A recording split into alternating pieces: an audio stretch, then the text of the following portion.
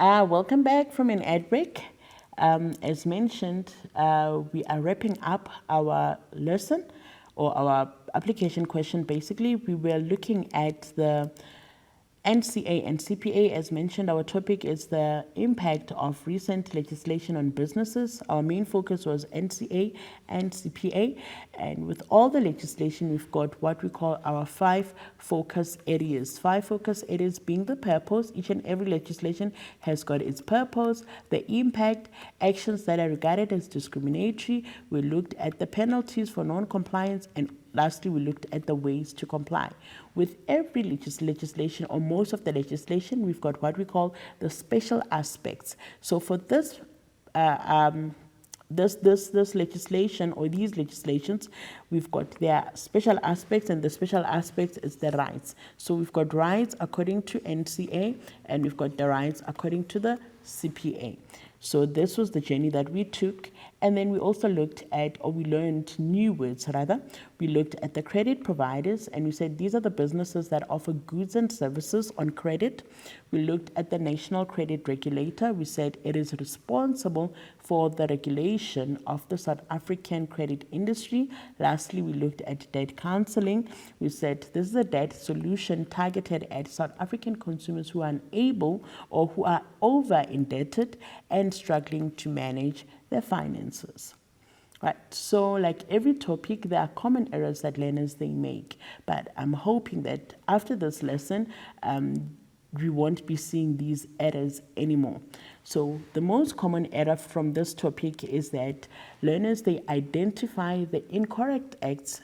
So identifying the incorrect acts due to lack of understanding the key terminologies. It's very important that you understand the terminology so that you are able to identify the correct act or to identify the act correctly. Secondly, learners, they confuse consumer rights in terms of the NCA with the consumer rights in terms of the CPA. If you remember, and if you've been following, I kept on emphasizing that both these legislations have got rights. However, it's very important that you understand that these are the rights according to the NCA and these are the rights according to the CPA. Right, please note that NCA protect consumers in the process of buying goods on credit.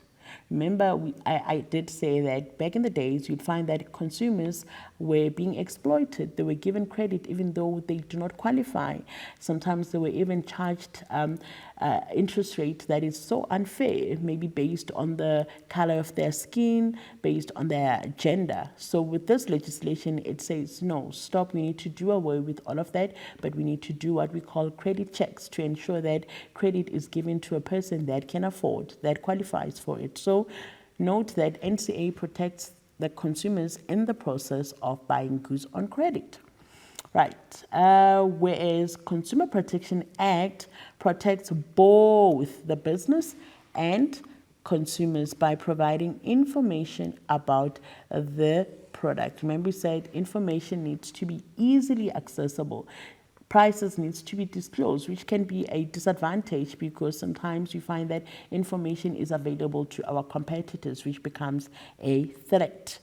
All right, just to wrap up this and to conclude this, I'm going to leave you with a challenging question so that you can assess your knowledge and see if you understood everything that we've covered.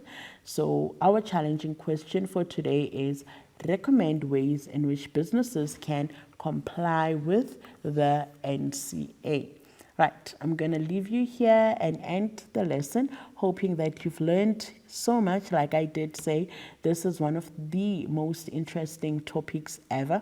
So I hope you've learned so much and I hope you've enjoyed this lesson. From me, Ms. Mabuya, I'll see you next time. Goodbye.